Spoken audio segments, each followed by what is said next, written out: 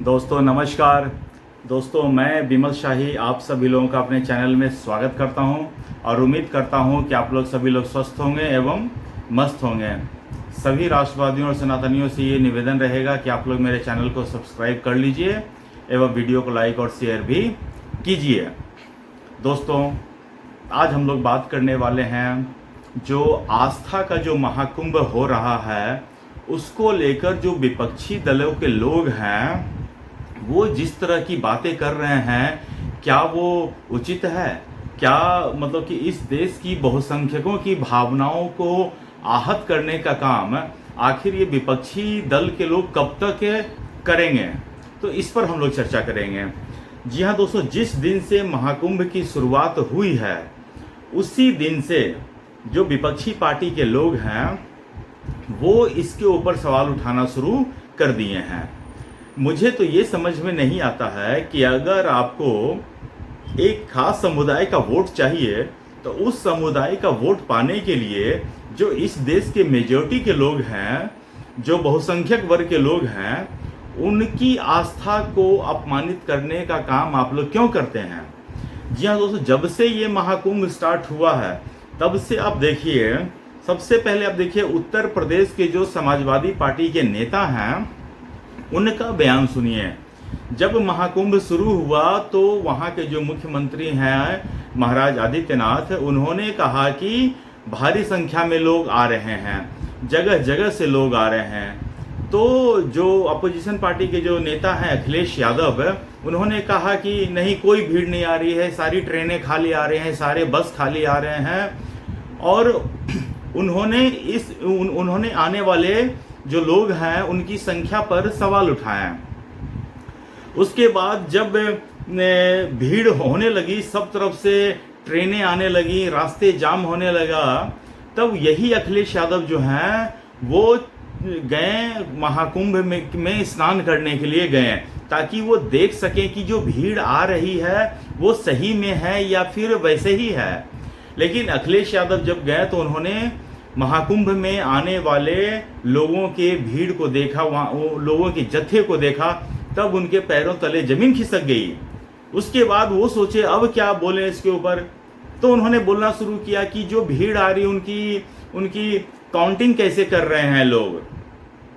तो पहले बोल रहे थे भीड़ नहीं आ रही है, अब जब भीड़ उन्होंने देख लिया कि भीड़ आ रही है तो उन्होंने ये सवाल उठाना शुरू कर दिया कि इतनी भीड़ आ रही है, बोल रहे हैं 1 करोड़ लोग आ रहे हैं, 2 करोड़ लोग आ रहे हैं, वो उसकी संख्या की गिनती कैसे कर रही है? जबकि सरकार के पास या टेक्नोलॉजी में बहुत सारे ऐसे टेक्निक होते हैं जिनसे आप हेड काउंट को काउंट कर सकते हैं। ये वही अखिलेश यादव है ना, जब किसी का एनकाउंटर होता था तो कहते थे गूगल के सैटेलाइट से कब गाड़ी चली है, कितने समय पलटी है, ये पता किया जा सकता है। तो जब उनकी गाड़ी पलटने की सिचुएशन को गूगल का जो कैमरा है वो कैप्चर कर सकता है, तो महाकुंभ में आने वाले लोगों की संख्या को काउंट नहीं कर सकता है क्या? अखिलेश यादव, आप भरे मूर्ख हैं, ये तो आपको पता है, लेकिन आप अपनी मूर्खता का परिचय पूरी दुनिया में क्यों देते हैं मुझे समझ में नहीं आता है। आप अपनी मूर्खता का परिचय अपने लोगों तक ही सीमित रखें तो ज्यादा अच्छा रहेगा। सबको पता चल जाएगा तो आपके जो समर्थक हैं उनको लगेगा कि अब तक तो हम ही जानते हैं कि अखिलेश यादव मूर्ख हैं, लेकिन अब सब दुनिया को पता चल रहा है। तो इस चीज पे आप थोड़ा सा वर्कआउट कीजिए कि आप अपनी जो मूर्खता की पहचान अपने लोगों तक ही सीमित रखिए। पूरा दुनिया में फैलाने से क्या फायदा है? सारी दुनिया अब जान गई कि आप कितने बड़े मूर्ख आदमी हैं। उसके बाद भी आप किसी भी तरह से बाज नहीं आ रहे हैं महाकुंभ को लेकर।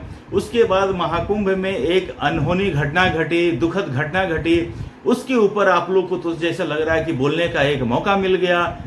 सरकार ने जब कहा कि इतने लोगों की मौत हुई है, दुखद मौत हुई है, मृत्यु हुई इस महाकुंभ में आने के बाद, तो आप लोगों ने कहना शुरू किए कि हजारों की संख्या में लोग मरे हैं, लोग सही जानकारी नहीं दे रहे हैं। तो तरह तरह की बातें फैलाने का इन लोगों ने कोशिश किया, लेकिन हिंदू जो एकता है, हिंदू का जो आस्था है, वो इन लोगों के प्रपंच के आगे डिगा नहीं पाए हैं और भारी संख्या में लोग वहां जाना शुरू किए हैं। तो अखिलेश यादव फिर जो बोलना चुप किए हैं। उसके बाद जो दूसरे इंडी अलायंस के जो लोग हैं उन्होंने बोलना शुरू किया। आप देखिए कांग्रेस के मल्लिकार्जुन ने क्या कहा। उन्होंने कहा कि गंगा में डुबकी लगाने से क्या आपको रोजगार मिलेगा क्या? तो नहीं तो गांधी की चमचागिरी करने से मिलेगा क्या रोजगार?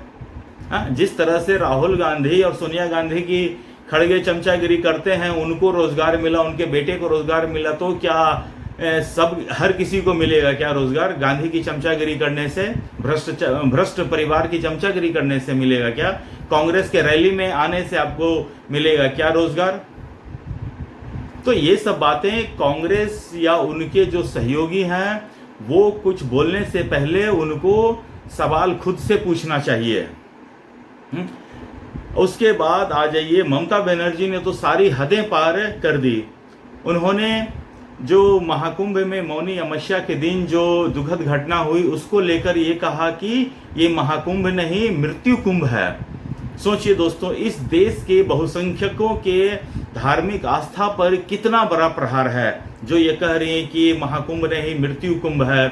ममता बनर्जी पिछले साल जो वहाँ के मेडिकल कॉलेज में छात्रा की जो दुखद घटना हुई उसके बाद से कुछ समय तक शांत बैठी थी, लेकिन अब उन्हें लग रहा है कि ये घटना पीछे छूट गया है। उसके बाद वो फिर से बोलना शुरू की है और जब कभी भी बोलती हैं तो जहर ही उगलती है। तो ऐसे चीज़ों से विपक्ष को बचना चाहिए। ममता बनर्जी की कितनी बेइज्जती होती है, उनके कितने मंत्री जो हैं टीएमसी के लोग भ्रष्टाचार के आरोप में जेल में हैं। हर एक वहां पर कोई भी हिंदू की जो पर्व त्योहार होता है, फेस्टिवल होता है, तो बिना हाई कोर्ट के आदेश के बिना संपन्न नहीं होता है। चाहे वो सरस्वती पूजा हो, चाहे दुर्गा पूजा हो, चाहे काली पूजा हो, हर चीज में सुप्रीम वहां की जो कलकत्ता हाई कोर्ट है उसका आदेश होता तब जाकर हो पाता है, वरना ममता बनर्जी का बस चले तो ये सब आयोजनों पर वो रोक लगवा दे।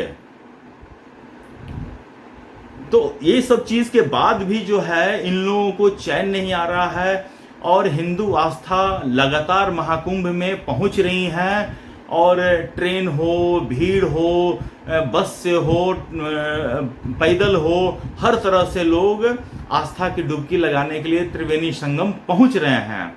तो उसके बाद इन लोगों ने अफवाह फैलाना शुरू किया कि गंगा की पानी अपवित्र हो गई है, उनमें कुछ केमिकल की मात्रा बढ़ गई है, कुछ ये लोग साइंटिफिक टर्म का यूज करके बोल रहे हैं ये बढ़ गया है, वो घट गया है, गंगा का पानी पीने के लायक नहीं बचा है।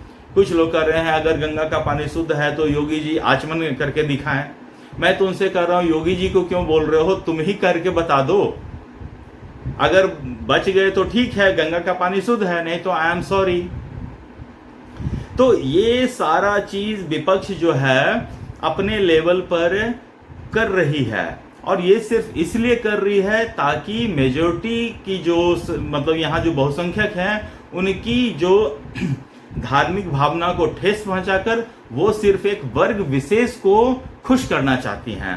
वो ऐसा करते हैं तो उनके वर्ग विशेष को लगता है कि हाँ यही पार्टी है जो मोदी से, आरएसएस से, योगी आदित्यनाथ से फाइट करने में सक्षम है, अदरवाइज कोई पार्टी नहीं है। तो सिर्फ वो एक छोटे से मतलब अल्पसंख्यक वर्ग को खुश करने के लिए बहुसंख्यक वर्ग की धार्मिक भावनाओं को आहत करती हैं। दोस्तों आप देखिए, इसी तरह अरविंद केजरीवाल ने भी दिल्ली के चुनाव में इसी तरह का प्रपंच और षड्यंत्र रचने का कोशिश किया था। उन्होंने कहा कि हरियाणा की गवर्नमेंट जो है यमुना में जहर मिलाकर भेज रही है। दिल्ली की जनता ने केजरीवाल को सबक सिखाया और उन्हें सत्ता से बेदखल किया। और मुझे लगता है कि अखिलेश यादव जो ये सोच रहे हैं कि 2027 में ये सब झूठ बोलकर प्रपंच करके 2027 में वो यूपी की सत्ता पर आसीन हो जाएंगे, तो वो गलत सोच रहे हैं। उन्हें फिर से मुंह की खानी पड़ेगी और 2027 में फिर वो विपक्ष में बैठने को तैयार रहे हैं। मैं खुद महाकुंभ में गया था और वहां पर मैंने बहुतों से पूछा है। हालांकि लोगों को कुछ असुविधा हो रही है, लेकिन जब कभी भी टीवी का कैमरा आ रहा है, लोग बोल रहे हैं, तब लोग भर भर के योगी आदित्यनाथ की प्रशंसा कर रहे हैं। जो व्यवस्था वहां पर देखी है लोगों ने, इतने बड़े भीड़ को मैनेज करना कितना मुश्किल का काम होता है, और अखिलेश यादव को ये खेल दिखता है, इसमें कुछ परिश्रम लगा ही नहीं है, ऐसा लगता है। मैं खुद महाकुंभ गया हूँ, और जितना व्यवस्था, चाहे वो स्टेशन पर हो, चाहे वो रोड पर हो, चाहे वो घाट पर हो, पुलिस की तत्परता, एक भी पुलिस वाले ऐसा नहीं दिखे जो लोगों को सहयोग करते हुए नहीं दिख रहे थे। भारी मात्रा में पुलिस संख्या का डिप्लॉयमेंट, और जो हर एक रास्ता को जो डाइवर्ट किया गया था कि लोग इधर उधर न जाएं, एक डिसिप्लिन वे में लोगों को जाने के लिए प्रेरित कर रहे थे पुलिस वाले, और उसी के कारण इतना बड़ा महाकुंभ का सफल आयोजन हो पाया है। लेकिन विरोधियों को तो ये लगता है कि इतना बड़ा कुंभ का इतना बड़ा सफल आयोजन कैसे कर दिया। तो इसके ऊपर जो है वो लोग तरह तरह से झूठ फैला रहे हैं, प्रपंच फैला रहे हैं, ताकि हिंदू आस्था को किसी तरह डगमगाया जा सके। लेकिन अखिलेश यादव ये डगमगाने वाला नहीं है। अब तो महाकुंभ में कुछ ही दिन शेष रह गए हैं। अब तक ऑलमोस्ट करीब 56 करोड़ लोग इस आस्था के महाकुंभ में डुबकी लगा चुके हैं, और अगर मैं बोलूं तो मुझे लगता है कि 60 से 65 करोड़ आने वाले 8 दिन जो भी बचे हुए हैं, 6 दिन, उसमें लगता है कि 10 करोड़ लोग और जाएंगे, और इस तरह से 60 से 65 करोड़ लोग इस महाकुंभ में आस्था की डुबकी लगा चुके होंगे। और सोचिए, जिस तरह की व्यवस्था, जिस तरह का सहयोग वहाँ के निवासियों ने किया है, वहाँ के लोकल लोगों ने किया है, जिस तरह का सहयोग वहाँ के प्रशासन ने किया है, जिस तरह की मॉनिटरिंग का काम योगी आदित्यनाथ की सरकार ने किया है, ये काबिले तारीफ है। और ये सब जो है अपोजिशन पार्टी के लोगों को पच नहीं रहा है, इसलिए वो तरह तरह के झूठ और प्रपंच फैला रहे हैं, जिससे उनको बचना चाहिए। तो दोस्तों, आज के लिए मुझे इतना ही अपडेट देना था। आप लोग अपना ख्याल रखिए, स्वस्थ रहिए, मस्त रहिए। तब तक के लिए नमस्कार, बाय।